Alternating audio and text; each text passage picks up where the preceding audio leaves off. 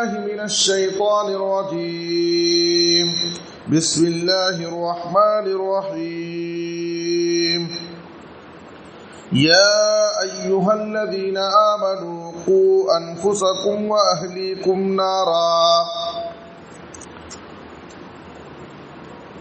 لائق صد احترام حاضرین، بزرگوں، دینی و ملی بھائیوں، ہر قسم کی حمد و ثنا، تعریف و ستائش، بڑائی اور بزرگی، عظمت و کبریائی صرف اللہ رب العالمین کے لیے لائق اور زیبا ہے. درود و سلام ہو ہم سب کے آخری نبی جناب محمد الرسول اللہ صلی اللہ علیہ وسلم پر. محترم حضرات، آج خطبہ جمعہ کا موضوع ہے اصلاح ذات، کیوں اور کیسے. آج ہم دیکھتے ہیں کہ سماج اور معاشرے میں اصلاح کے نام پر بہت ساری کوششیں ہو رہی ہیں، انفرادی طور پر بھی، اجتماعی طور پر بھی، بلکہ اصلاح معاشرہ کے نام سے، اصلاح سماج کے نام سے باقاعدہ تنظیمیں، کمیٹیاں قائم ہیں. لیکن یہ بہت بڑی حقیقت ہے اور سچائی ہے کہ معاشرے کی اصلاح جیسی ہونی چاہیے ویسی نہیں ہو رہی. سماج اور معاشرے سے برائیوں کا خاتمہ نہیں ہو رہا ہے، بلکہ دن بدن، روز بروز برائیاں اور تیزی کے ساتھ بڑھ رہی ہیں. لوگوں میں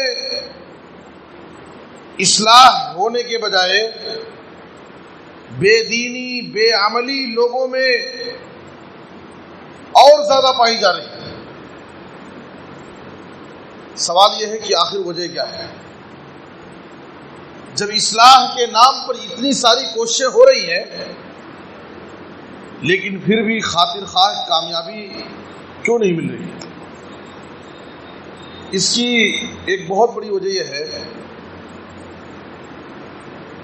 کہ ہم لوگوں کی اصلاح کرنا چاہتے ہیں لیکن اپنی اصلاح بھول جاتے ہیں. ہم لوگوں کی اصلاح کرنا چاہتے ہیں لیکن خود اپنی اصلاح ہم بھول جاتے ہیں، اپنی اصلاح نہیں کرنا چاہتے. ہم سماج اور معاشرے سے برائیوں کو ختم کرنا چاہتے ہیں لیکن اپنے اندر پائی جانے والی برائیوں کو ہم ختم کرنے کے لیے تیار نہیں ہیں. ہم دنیا کو بدلنا چاہتے ہیں، دنیا کو بدلنے کا خواب دیکھتے ہیں، لیکن ہم اپنے آپ کو بدلنے کے لیے تیار نہیں. یہ بہت بڑی وجہ ہے ہماری کوششوں کے کامیاب نہ ہونے کی. یاد رکھیے، اصلاح کا آغاز انسان کی اپنی ذات سے ہوتا ہے.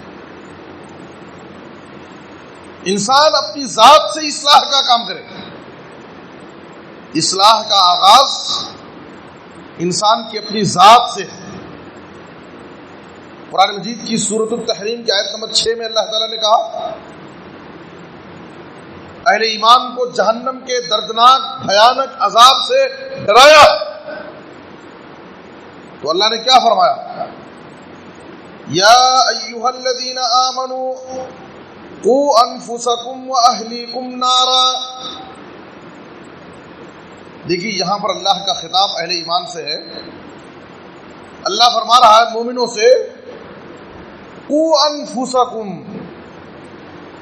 تم اپنے آپ کو بچاؤ، واہلیکم، اور اپنے اہل و عیال کو، اپنے اہل خانہ کو، اپنے بیوی بچوں کو. کس سے بچانا ہے؟ جہنم کی آگ سے. اس لیے کہ جہنم بہت ہی بری جگہ ہے، جہاں پر اللہ تعالیٰ نے نافرمانوں کے لیے، مجرموں کے لیے بڑے سخت عذاب تیار کر رکھا ہے. یہاں پر اس آیت پہ غور کیجئے کہ اللہ فرما رہا ہے قوا انفسکم، سب سے پہلے تم اپنے آپ کو بچاؤ. تو ہمیں سب سے پہلے اپنی ذات کی فکر کرنا ہے، پھر اپنے اہل و عیال کی فکر کرنا ہے، پھر بالترتیب یہ ذمہ داری آگے بڑھے گی. اپنی ذات سے اصلاح کا کام شروع ہوگا، پھر اپنے بیوی بچوں میں اصلاح کا کام کریں گے، پھر اپنے خاندان اور قبیلے میں دعوت دیں گے، پھر پاس پڑوس کے لوگوں کو دعوت دیں گے، رشتہ داروں کو دعوت دیں گے، ساتھ میں اٹھنے بیٹھنے والوں کی اصلاح کریں گے، دوست و احباب کی اصلاح کریں گے، پھر آگے بڑھ کر کے سماج اور معاشرے کی اصلاح کریں گے۔ ہمارا معاملہ یہ ہے کہ ہم کو اپنی ذات کی اصلاح کی فکر نہیں ہے، اپنے بیوی بچوں کی اصلاح کی فکر نہیں ہے، اپنے خاندان قبیلے کی اصلاح کی فکر نہیں ہے، اور ہم دنیا کی اصلاح کرنا چاہتے ہیں۔ کہاں سے ہماری اصلاح کی کوششیں کامیاب ہوں؟ ہمارے اندر دنیا کی خامیاں کوتاہیاں پائی جاتی ہیں، ہمارے اندر بے دینی پائی جاتی ہے، ہم خود بے عملی کا شکار ہیں اور لوگوں کو عمل کی دعوت دیتے ہیں۔ ہمارے اندر خود بہت ساری اخلاقی خرابیاں پائی جاتی ہیں اور ہم لوگوں کو اخلاق حسنہ کی دعوت دیتے ہیں۔ ہرگز ایسا نہیں ہو سکتا۔ تو اصلاح کا آغاز ہماری ذات سے ہو۔ خود ہم اپنے آپ کو پہلے بدلیں، خود ہم اپنے آپ کی اصلاح کریں، پھر دوسروں کی اصلاح کریں۔ انشاءاللہ ہماری دعوت، ہماری اصلاح کامیاب نظر آئے گی۔ یہ ایک بنیادی غلطی ہے میرے بزرگ اور دوستو۔ سب سے پہلے اپنی ذات کی اصلاح ضروری کیوں ہے؟ کیوں ہماری ذات کی اصلاح ضروری ہے لوگوں کی اصلاح سے پہلے؟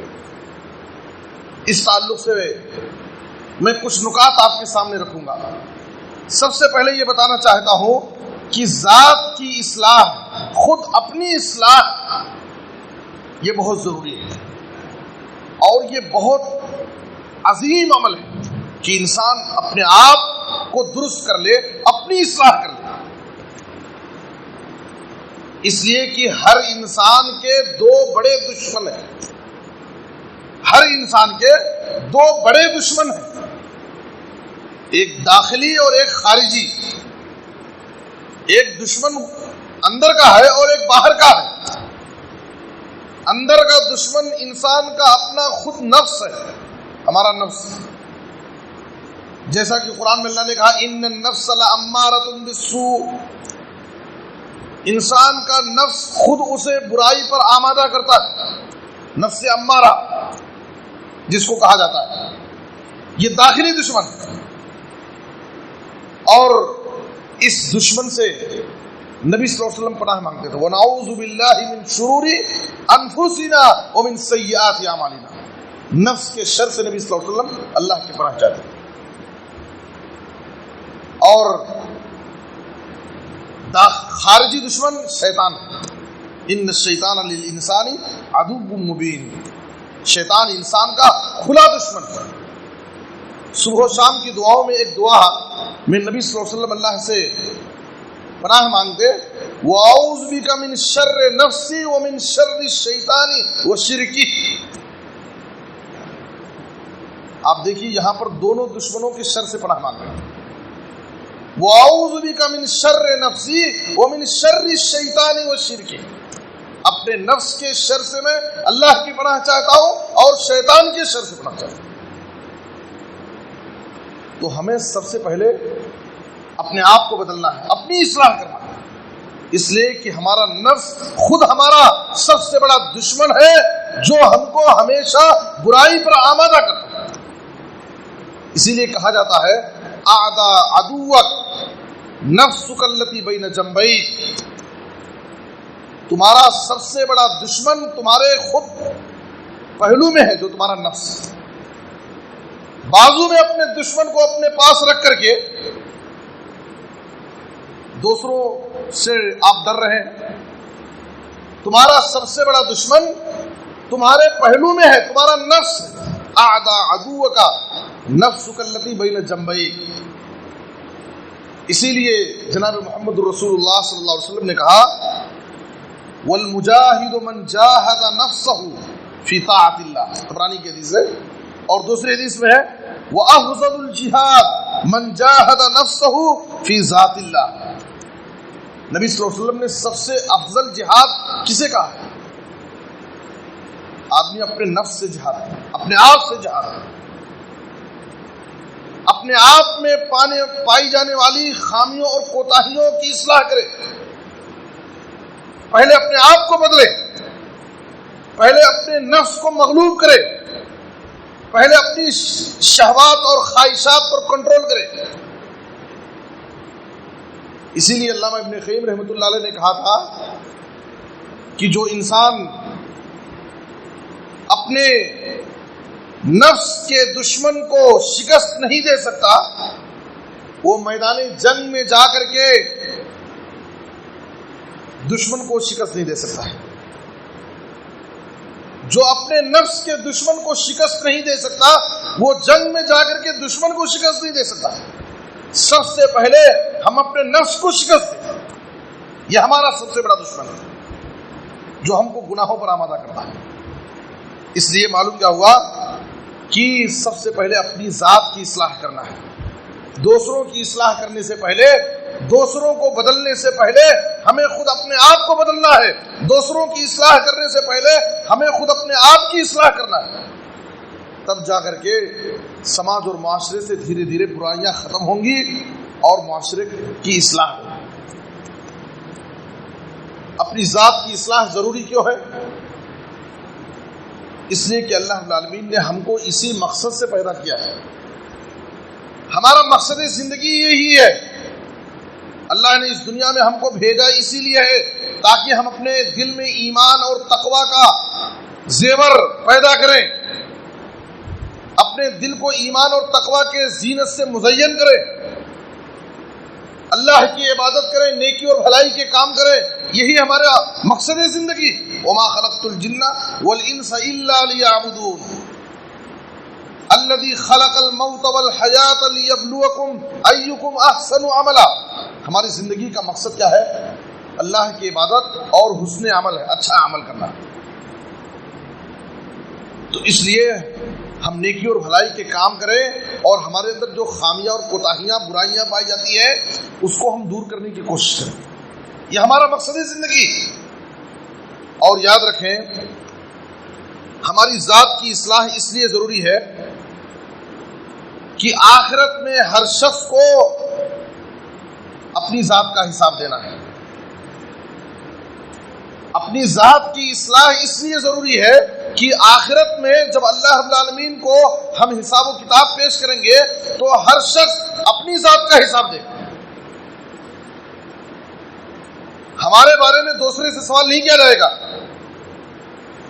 اور سورہ مریم میں اللہ تعالیٰ نے کہا وَكُلُّهُمْ آتِيهِ يَوْمَ الْقِيَامَةِ فَرْدًا، قیامت کے دن سارے لوگ اللہ کے سامنے جب کھڑے ہوں گے، اللہ کے پاس حساب و کتاب کے لیے لائے جائیں گے تو تنہا تنہا اکیلے۔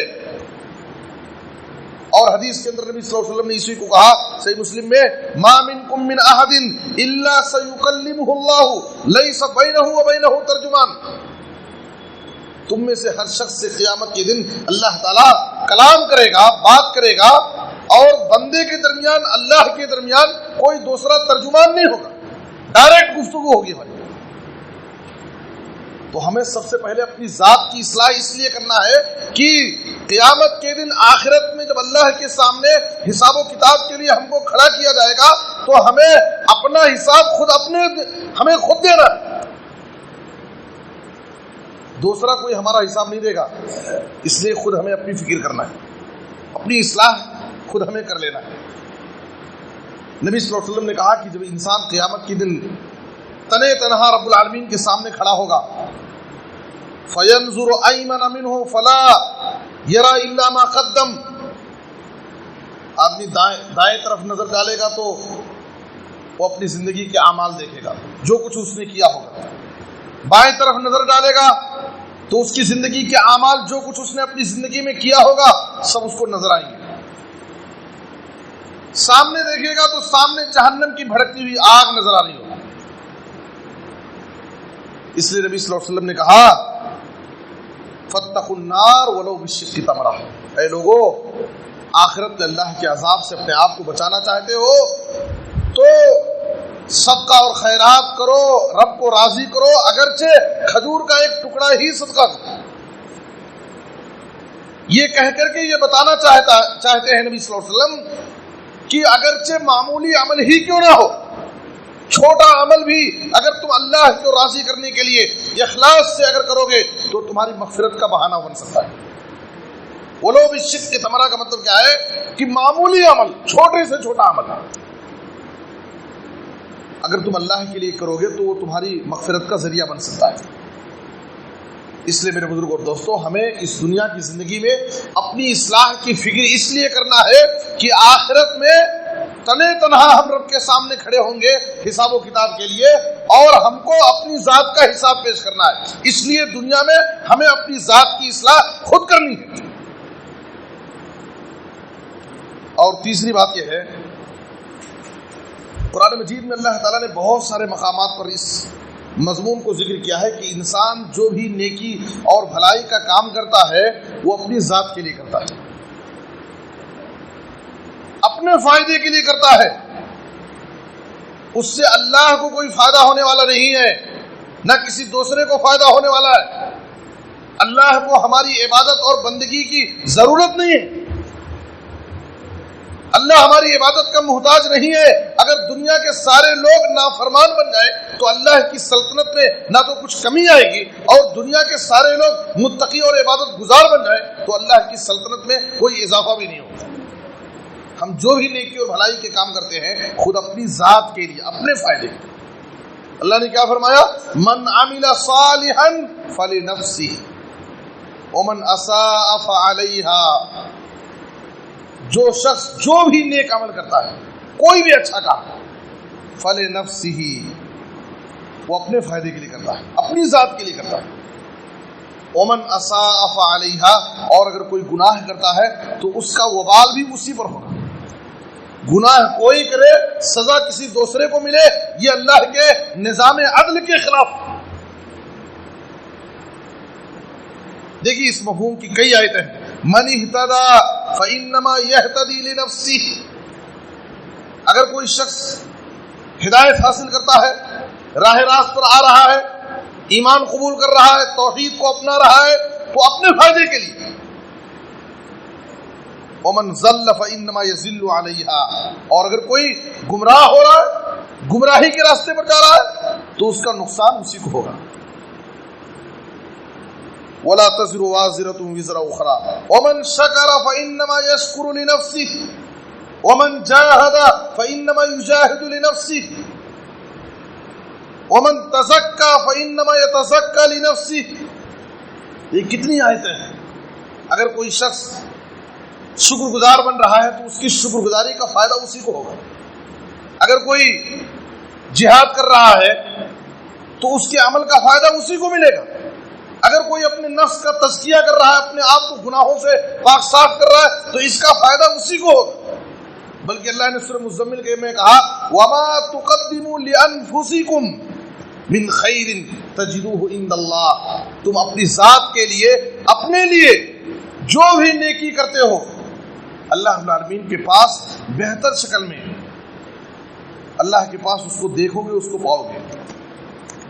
تو معلوم کیا ہوا کہ ہم اپنی زندگی میں جو بھی نیکی اور بھلائی کے کام کرتے ہیں ہم اپنی ذات کے لیے کرتے ہیں، اس کا فائدہ ہم ہی کو ہوگا۔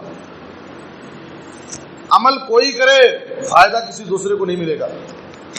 اسی لیے نبی صلی اللہ علیہ وسلم نے خاندانی عزت و شرافت یہ ہمارے لیے معیار نہیں ہے۔ انسان کی کامیابی کے لیے اور ترقی کرنے کے لیے ہمارے باپ دادا بڑے نمازی تھے، بڑے حاجی تھے، بڑے اللہ والے تھے، ان کی زندگی میں انہوں نے بڑے کارنامے انجام دیے، بڑے خدمات کیے، اس کا فائدہ ان کو ملے گا۔ ہم جو کریں گے ہم کو فائدہ ملے گا۔ کچھ لوگوں کا حال یہ ہے کہ اپنے باپ دادا کے کارناموں پر ان کو بڑا فخر ہوتا، ہمارے بابا یہ کرے، ہمارے دادا یہ کرے، وہ جو کیے ہیں ان کو ان کا فائدہ ملے گا، وہ کرے اس کا صلہ ہم کو ملنے والا نہیں ہے۔ ہماری ذمہ داری یہ ہے کہ جو ہمارے باپ دادا جو اچھے کام کیے ہیں وہ ہم بھی کریں، جو خوبیاں جو کارنامے ان کی زندگیوں میں پائے جاتے تھے، وہ اچھائیاں وہ خوبیاں ہم بھی اپنے اندر پیدا کریں۔ جن خوبیوں کی وجہ سے آج ان کا تذکرہ ہو رہا ہے، ان کا نام لیا جا رہا ہے، ان کے کارناموں کو یاد کیا جا رہا ہے، وہ خوبیاں ہم بھی اپنے اندر پیدا کریں۔ لیکن حال یہ ہے کہ ہم اپنی اصلاح کرنے کے بجائے، اپنے اندر وہ خوبیاں پیدا کرنے کے بجائے صرف باپ دادا کے کارناموں کو گنانے میں لگے ہوئے، فائدہ نہیں ہے۔ صحیح مسلم کی حدیث میں نبی صلی اللہ علیہ وسلم نے کہا من بطأ به عمله لم يسرع به نسبه، جو آدمی خود عمل میں سست ہے، عمل میں پیچھے ہے، نیکیوں کا اس کے پاس کوئی جذبہ نہیں ہے، اچھے کاموں میں آگے نہیں رہتا ہے، اس کا خاندانی نسب آخرت میں اس کو آگے نہیں بڑھا سکتا۔ اس بنیاد پر وہ آخرت میں کامیاب نہیں ہو سکتا، اس بنیاد پر آخرت میں اس کو عزت نہیں مل سکتی کہ ان کے باپ دادا بڑے اللہ والے تھے، ان کے باپ دادا بڑے خدمات انجام دیے۔ ہم کیا کیے اللہ ہم سے سوال کرے گا، ہم جو عمل کر رہے ہیں ہم کو ہمارے عمل کا بدلہ ملے گا۔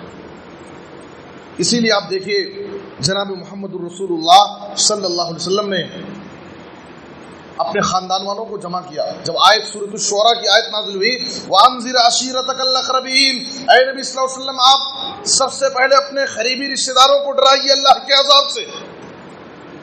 آپ کی دعوت کا آغاز اپنے خاندان سے کیجیے۔ نبی صلی اللہ علیہ وسلم نے اپنے خاندان والوں کو جمع کیا۔ سب کو جمع ہو جانے کے بعد آپ پہلے عمومی طور پر سب کو اللہ کے عذاب سے ڈرائیں، اس کے بعد خصوصی طور پر اے کعب بن لوئی کی اولاد، اے مرہ بن کعب کی اولاد، اے بنو ہاشم، اے بنو عبد شمس، اے بنو عبد مناف، یا صفیہ عمت رسول اللہ صلی اللہ علیہ وسلم، اے صفیہ رسول اللہ صلی اللہ علیہ وسلم کی پھوپھی، سب کا نام بنام انقذوا انفسکم من النار، اپنے آپ کو جہنم کے آگ سے بچانے کی فکر کرو۔ فإنی لا املک لکم من اللہ شیئا، اس لیے کہ میں تمہارے لیے اللہ کے عذاب سے بچانے میں کچھ بھی کام نہیں آؤں گا۔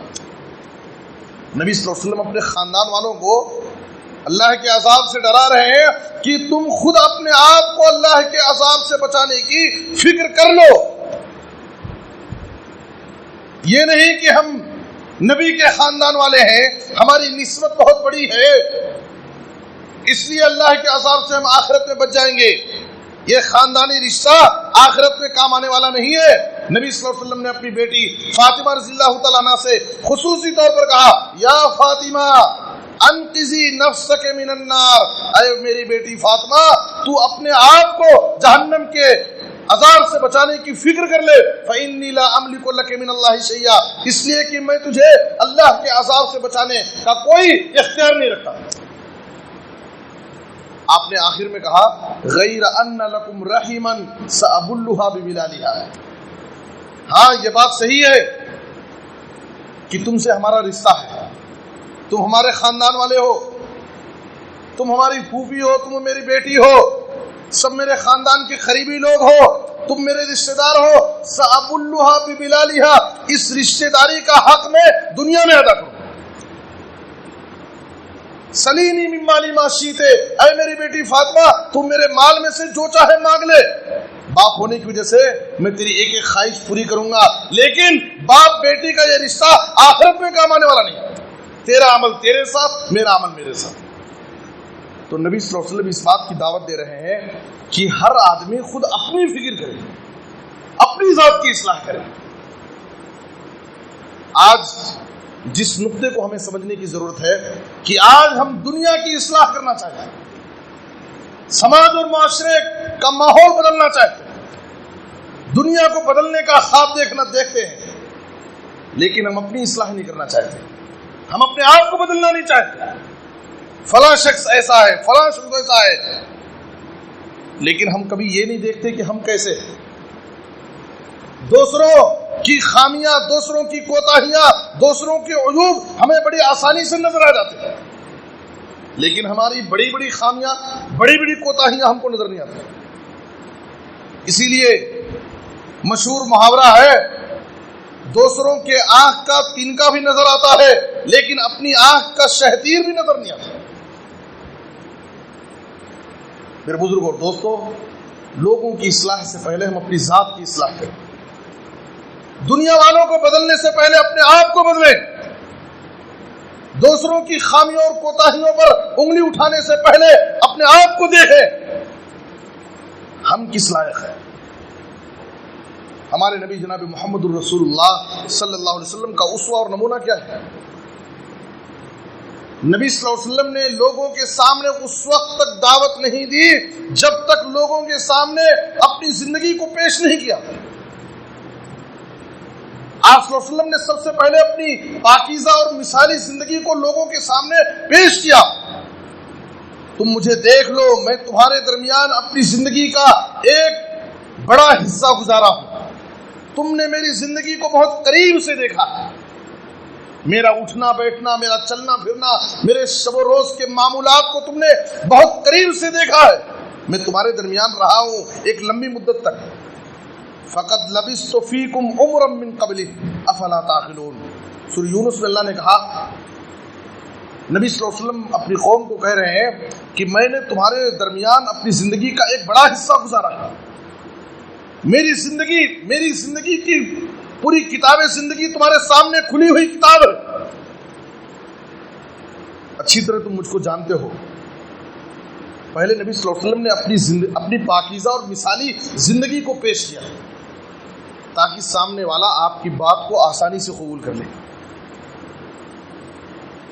کوہ صفا پر جب نبی صلی اللہ علیہ وسلم چڑھے، سب سے پہلی دعوت آپ کی، آپ صلی اللہ علیہ وسلم نے توحید کی دعوت پیش کرنے سے پہلے آپ نے کیا کہا تھا؟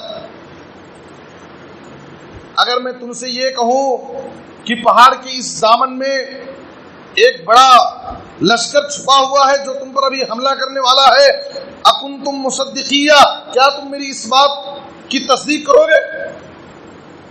نبی صلی اللہ علیہ وسلم نے یہ بات کیوں کہی تھی؟ ڈائریکٹ ان کے سامنے توحید کی دعوت پیش کرنے کے بجائے آپ یہ بات کیوں کہہ رہے ہیں ان سے؟ اپنی صداقت کو آپ منوا رہے ہیں۔ میں کیسا انسان ہوں تمہاری نظر میں، پہلے یہ بتاؤ۔ اگر میں یہ کہتا ہوں کہ اس پہاڑ کے پیچھے دشمنوں کی ایک بڑی فوج چھپی ہوئی ہے جو تم پر ابھی حملہ کرنا چاہتی ہے، اکنتم مصدقیہ، کیا تم میری اس بات کی تصدیق کرو گے؟ لوگوں نے کہا ہاں کیوں نہیں، ما جربنا علیک کذبا، ہم نے تو آپ کو کبھی زندگی میں جھوٹ بولتے دیکھا ہی نہیں، ہمیشہ ہم نے آپ کو سچا امانت دار پایا ہے، آپ تو امین اور صادق ہیں۔ اس کے بعد نبی صلی اللہ علیہ وسلم نے کہا کہ اگر تم مجھ کو سچا مانتے ہو تو میں تمہیں اللہ کے عذاب سے ڈراتا ہوں۔ قولوا لا الہ الا اللہ تفلحوا عند اللہ تملک العرب والعجم، اے لوگو ایک اللہ کی عبادت کرو، کلمہ توحید کا اقرار کر لو، کامیاب ہو جاؤ گے، عرب و عجم کے مالک ہو جاؤ گے، دنیا کی قیادت تمہارے قدموں کے نیچے آ جائے گی۔ دعوت دینے سے پہلے نبی صلی اللہ علیہ وسلم اپنی صداقت منوا رہے ہیں، اپنی زندگی کو پیش کر رہے ہیں۔ یہ ہے دعوت کا طریقہ، لوگوں کی اصلاح کا طریقہ۔ لوگوں کی اصلاح کرنے سے پہلے ہم اپنی اصلاح کریں، لوگوں کو کچھ کہنے سے پہلے ہم اپنی پاکیزہ صاف و شفاف زندگی کو ان کے سامنے پیش کریں، تب لوگ ہماری باتوں کو مانیں گے اور ہماری باتوں کو قبول کریں گے۔ ورنہ اگر ہمارے قول و عمل میں تضاد ہو، ہم کہتے الگ ہیں لیکن کرتے الگ ہیں، ہم لوگوں کو تو نماز روزی کی دعوت دیتے ہیں لیکن خود نماز روزے میں ہمارے اندر سستی اور کوتاہی پائی جاتی ہے، ہم لوگوں کو اچھے اخلاق کی طرف بلاتے ہیں لیکن ہمارے اندر بہت ساری اخلاقی خرابیاں پائی جاتی ہیں، ہماری دعوت مؤثر نہیں ہو سکتی، ہماری باتوں میں اثر نہیں ہو سکتا۔ سورۃ البقرہ میں اللہ تعالیٰ نے کیا کہا؟ اتأمرون الناس بالبر وتنسون انفسکم، کیا بات ہے کہ تم لوگوں کو تو نیکی کا حکم دیتے ہو اور خود اپنے آپ کو بھول جاتے ہو، لوگوں کو تم نیکی کی طرف بلا رہے ہو، نیکی کی دعوت دے رہے ہو اور اپنے آپ کو بھول جاتے ہو۔ اور سورۃ الصف میں اللہ نے کہا یا ایھا الذین آمنوا لما تقولون ما لا تفعلون کبر مقتا عند اللہ ان تقولوا ما لا تفعلون، اے ایمان والو آخر وہ باتیں تم لوگوں سے کیوں کہتے ہو جو تم خود نہیں کرتے؟ اللہ کے نزدیک یہ بہت ناپسندیدہ بات ہے، بہت بری بات ہے کہ تم جو خود کرتے نہیں لوگوں کو ایسی باتیں کیوں بولتے ہو۔ تو ہمارے قول و عمل میں تضاد اور ٹکراؤ نہیں ہونا چاہیے، جس چیز کی طرف ہم لوگوں کو بلا رہے ہیں، جس چیز کی ہم لوگوں کو دعوت دے رہے ہیں، جس چیز کو ہم لوگوں میں ناپسند سمجھتے ہیں، اس سے ہمیں بھی ناپسند ہونا چاہیے، اسے ہمیں بھی نفرت ہونی چاہیے، ورنہ کل قیامت کے دن ایسے بے عمل لوگوں کی مثال اور ان کا انجام نبی صلی اللہ علیہ وسلم نے بیان کیا صحیح بخاری کی حدیث میں کہ قیامت کے دن ایک آدمی کو لایا جائے گا اور جہنم کی آگ میں اسے ڈال دیا جائے گا، اس کے پیٹ کی اتڑیاں باہر نکلی ہوئی ہوں گی، گدھے کی طرح وہ چکر کاٹ رہا ہوگا، جہنم کی آگ میں پھر رہا ہوگا، سارے جہنمی اس کے قریب جمع ہو جائیں گے اور اس سے کہیں گے کیا بات ہے، دنیا میں کیا ہم کو تو بھلائی کی طرف نہیں بلاتا تھا اور برائی سے روکتا تھا، آخر تو جہنم میں کیوں آ گیا؟ تو افسوس کرتے ہوئے کہے گا ہاں میں لوگوں کو بھلائی کی دعوت دیتا تھا لیکن وہ خود اس پر عمل نہیں کرتا تھا، لوگوں کو میں برائی سے روکتا تھا لیکن اس برائی سے خود باز نہیں آتا تھا، میں بے عملی کا شکار تھا، میرے قول و عمل میں تضاد تھا، اس لیے میں جہنم میں آیا۔ تو میرے بزرگوں اور دوستو، لوگوں کی اصلاح سے پہلے ہمیں اپنی ذات کی اصلاح کرنا ہے، لوگوں کو بدلنے سے پہلے ہمیں اپنے آپ کو بدلنا ہے، تب جا کر کے آخرت میں ہم کامیاب ہوں گے۔ اللہ نے قرآن مجید میں کہا قد افلح من زکاها وقد خاب من دساها، وہ شخص آخرت میں کامیاب ہوگا جو اپنے آپ کو بدلے گا، اپنے نفس کا تزکیہ کرے گا، اپنے آپ کو گناہوں سے پاک کر دے گا، اور جو اپنے آپ کو گناہوں سے پاک نہیں کرے گا، اپنے نفس کو گناہوں سے گندا رکھے گا، وہ کامیاب نہیں ہوگا، وہ ناکام ہو جائے گا۔ اس لیے آخرت کی کامیابی کے لیے ضروری ہے کہ ہم سب سے پہلے اپنے آپ کو بدلیں، اپنی اصلاح کریں، اپنے اندر پائی جانے والی خامیوں اور کوتاہیوں کو دور کرنے کی کوشش کریں۔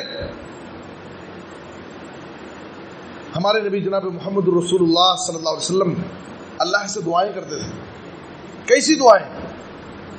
آپ سوچئے کہ نبی صلی اللہ علیہ وسلم اخلاق حسنہ کے بلند مقام پر تھے، سب سے اعلیٰ اخلاق آپ کا تھا، سب سے مثالی اخلاق آپ کا تھا، جو دشمن آپ کی دعوت کے مخالف تھے، آپ کے جانی دشمن تھے، آپ کی دعوت کے رکاوٹ بنتے تھے، لیکن وہ لوگ بھی آپ کے اخلاق کی تعریف کرتے تھے، لیکن پھر بھی نبی صلی اللہ علیہ وسلم اللہ سے کیا دعا کرتے تھے؟ اچھے اخلاق کی آپ اللہ سے دعا مانگتے تھے، اللہم اہدنی لأحسن الاخلاق لا يهدي لأحسنها الا انت واصرف عني سیئها لا يصرف عني سیئها الا انت۔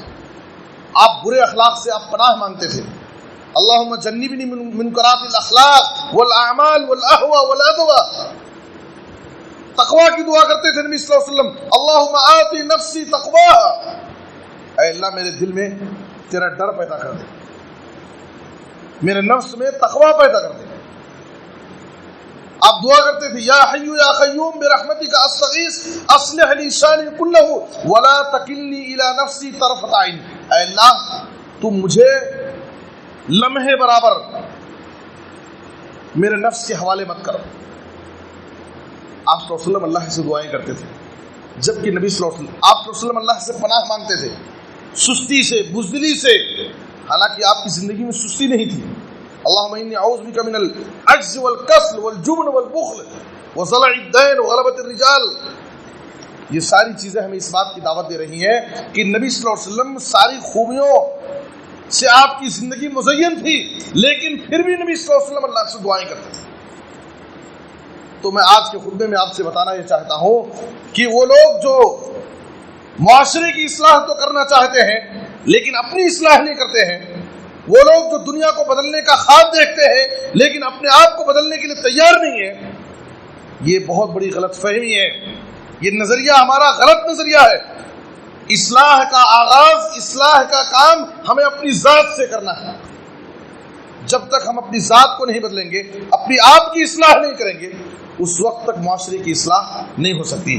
ہر شخص اصلاح کا کام اپنی ذات سے شروع کرے، سب سے پہلے اپنی اصلاح کرے، اپنی خامیوں اور کوتاہیوں کو دور کرے، اپنے آپ کو نماز روزے کا پابند بنائے، اس کے بعد بالترتیب اپنے اہل و عیال کو، اپنے خاندان والوں کو، رشتہ داروں کو، دوست و احباب کو، پاس پڑوس کے لوگوں کو، سماج اور معاشرے کو، تب اس کے اوپر ذمہ داری عائد ہوتی ہے۔